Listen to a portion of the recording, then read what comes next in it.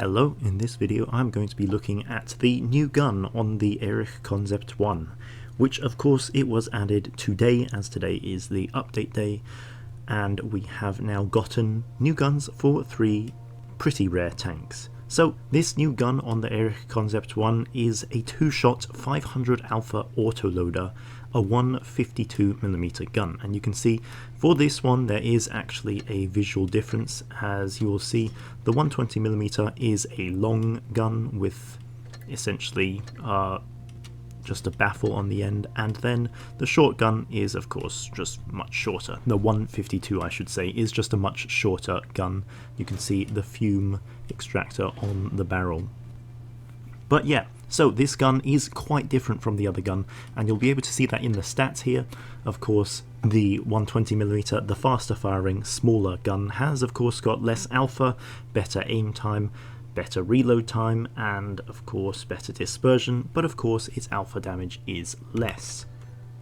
But that is it for the differences between the guns. I'll quickly go over this tank's other stats, as I do want this to be a full review. So you can see here the Erich Konzept I, its armour is okay. Its upper plate is an auto ricochet, 215mm, which means if you do use heat it does go through easily, and you'll be able to see that here. You can see purple, auto ricochet, but switch to heat, and even if it's not high penetration, you can still just go through that quite easily. But switching back to AP, of course, it is going to be a bit hard to penetrate. You can see the turret armor also is pretty weak, but of course if you do face lower tier enemies you will actually be able to bounce off the turret, and also raising the gun up can help make the turret a bit stronger. So you'll see here, this tank, if you do have pretty normal tier 9 penetration, its turret armor isn't great, and in fact to be able to bounce reliably you do have to use enhanced armor, but you can also just raise up the gun a bit and it does help out the turret a fair bit. Of course, when you're using gun depression and you're facing the enemy, that doesn't happen, so you do have to try raise it up a bit after you take a shot. But overall, this tank is fairly lightly armoured. You can see it doesn't have much armour overall, but there are a few angles which it can get bounces from, and you will see that in the gameplay. Of course, when using gun depression, which this tank has 8 degrees, the turret moves, the entire turret moves because it is an oscillating turret, so you don't actually get stronger armor unlike other tanks. You can see the entire turret moves, so you actually do have to move the turret itself to be able to get stronger armor, and you can see of course it does actually work. But of course this tank, being a German pretty fast medium, its side armor is also pretty poor, and it can be HE penetrated by tanks with good HE penetration, such as a T-30 or tanks just with 150mm guns. Not this one, as this one does have slightly lower penetration on its 152. So in this one I'm not going to be talking about the 120mm gun, I'll be going over the 152. This gun has AP Heat HE as ammo, penetration 220, which is very low for a medium tank, but still it's usable. 270 on heat, again the lowest in tier 9 for a medium tank, and 60 on HE, which of course for a 152mm that is very poor penetration, though at least it's not unusable. 60 is still okay in terms of usability. Of course for this penetration level I would definitely recommend using calibrated shells, just because this is just the lowest penetration in tier 9 except for the T-54. Next, alpha damage, 500 on standard ammo, 420 on heat, and 600 on HE. HE definitely not impressive again, but at least it does increase a bit. And of course 500 on AP is very nice for damage trading. That 500 number is actually quite similar to many tier 9 mediums. The FVE Defender, its total burst is 500, Mouse Tank, its total burst is 480, and Cobra of course with the Hesh does 500. Erich though does have pretty nice premium damage of 420, as both the FVE Defender and Cobra do 400 on their higher penetration shells. So this one with 420 is a bit nice. Of course though, this one is an autoloader, unlike those other tanks, so it can do 500 twice with a 5-second delay between shots, which does actually give you quite a bit of flexibility. 5 seconds isn't fast, and you would think, oh, what flexibility on an autoloader? Never heard of that before.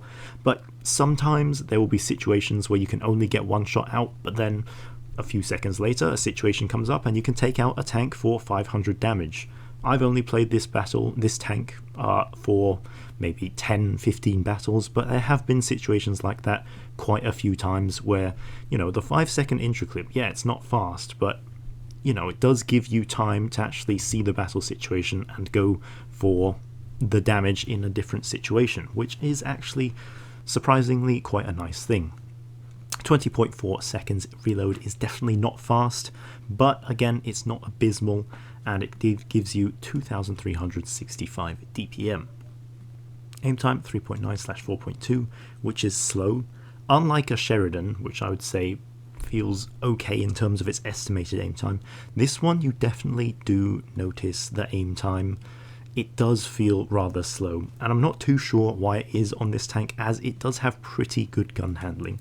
Sure, not as good as a Sheridan or other medium tanks with lower alpha, but still it's not terrible.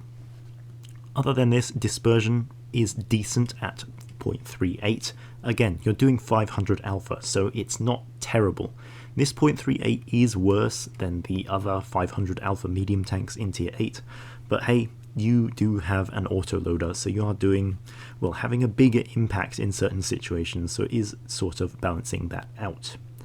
Next, shell velocities are decent. 790 on standard ammo is not great, but it's not terrible. It's definitely usable shell velocity, and I don't find myself having to use supercharger unless in some certain niche situations. 650 on heat and HE is definitely not good though. That is quite slow if you are taking a long range shot with heat or HE. You do have to aim and give proper lead. Gun depression is 8 around the entire tank, just like with the other gun, which is pretty nice, and it does make this tank very flexible. Next, the mobility goes 55 forwards, 20 in reverse, very normal for a medium tank, 70 degrees traverse speed on hard terrain, and almost 60 on medium. Again, for a medium tank, this is pretty good. Acceleration rate is 23.4, and this tank weighs 44 tons. The actual acceleration rate is the same on hard terrain and down to 19.5 on medium. Again, this is pretty good mobility for a medium tank. It's not a super fast medium like the Leopard PTA, but it is sort of similar to the Scharfrichter 4 or tanks like those, which are slightly faster than the average in tier 8. But next, moving to consumables, of course, with this autoloader gun mounted, you cannot use adrenaline on this one, so I would recommend using double repair kit, and then the engine power boost, which does sometimes come in useful just for getting to positions quicker. Next, double food and the improved fuel. For me personally, I don't find myself getting tons of module damage or crew damage, so I don't use protective kit, but if you did want to, I would switch it out for the small food. Next, ammo loadout. This tank does carry quite a bit of ammo, which is good. Weirdly enough, it is an odd number, considering this is a 2-shot autoloader gun, but of course it does have actually enough ammo, which is quite nice. Next, calibrated shells, definitely, because this tank struggles with penetration. Also, it's not a DPM tank. It's more about actually making your shots hit and damage trading, which of course with 500 alpha does make you quite proficient at that. You just want to make sure that 500 alpha actually goes into the enemy armor and doesn't bounce off. Vents might be nice in certain situations. It does give you slightly faster reload and better aim time and all that. However, for me personally, I believe better penetration and shot efficiency of actually penetrating the shot is more useful for a high alpha damage tank like this. Next, the engine accelerator, just because this tank mobility is overall good, and traverse speed is perfectly fine, so I definitely want to be able to reach my top speed a bit faster. Next, enhanced armor. This, for me, is just a personal choice. You can do what you want in terms of enhanced armor or improved assembly. You can see sort of the very slight difference that enhanced armor does make against roughly tier 9 levels of penetration for a medium tank. So it does help you to make your turret a little bit more troll against tier 9 and tier 8 tanks, of course. But against tier 10, it's not going to do too much of a difference, and of course against premium ammo as well, as the turret is just barely on the cusp of being able to bounce standard ammo from most tanks. So for me personally, I would go with enhanced armor, but if you just want to not ever rely on the turret armor at all, then go with improved assembly. Next, gun lane drive, because this tank has slow aim time, and it is noticeable. The shell velocity is okay. It's not great, but it is okay, and personally for me, I believe the better aim time is going to help hit more shots. Next, vertical stabilizer or refined gun. I have tried both. I felt with vertical stabilizer, for some reason, my aim time still felt quite slow, and I often had to take snapshots. Of course, I sometimes did hit those snapshots quite reliably, and you will see that in the gameplay, but I'm going with refined gun, as generally this is the setup I use for the Sheridan, which is sort of a similar kind of gameplay, where it is mobile, it's getting around the battle, it's just trading damage, and it has that high alpha. Next, toolbox and consumable delivery system, as this tank doesn't have any special consumables. So I have 2 battles in the Erich Konzept I. The first one is going to be on Normandy. So in this one, I'm just going to rush towards the mid at the start of this battle. Unfortunately, the start of this battle, I don't make the best of plays, but you will still be able to see the gun working out later, so that is why I'm showing this one anyway. But you'll see here I have activated that engine power boost just to get into position pretty quickly, and you can see I'm keeping up with this T-54 lightweight. Then I do reach position before this enemy batshot. Unfortunately, slow reactions there, otherwise I could have shot him in the side of the turret, but oh well.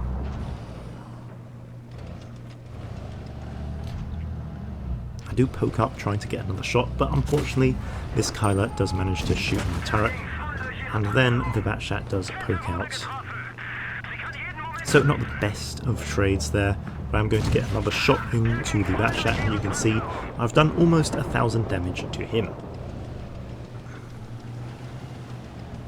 But now you can see this tank's reload fairly long, 20.4 seconds with vents, sorry not vents, calibrated shells, and now this RU-251 for some reason wants to ram himself on me and just die. But now it's dead, so I can push forward and try and use this ridgeline with this tank's decent 8 gun depression. Though of course down to 180 hit points I'm a bit hesitant about poking, and I decide I'm actually going to reload and then try to completely relocate. Again activating the speed boost just to get out of the position quicker. And you can see how I'm using that 20-second long reload to actually get to a new position and then be reloaded by the time I get there. With tanks like these, which are mobile and have a long magazine reload, you do really want to think about what you want to be doing on that 20-second reload if you can actually use that to relocate. So here you can see I've got the side of the T95. I do a max roll of 625 damage, which is definitely nice when that happens. I do see the Kyler watching me, and then the batshot, which I didn't realise was actually had a shot. But now the Kyler has turned away, I'm going to poke out and do 500 damage to him. So you can see this tank, not fast reload, not fast-paced gameplay with this gun. However, it does rack up the damage when you are just able to put in the shots. 500 damage, nothing to scoff at, especially when you can do 2 of those in 5-second delay.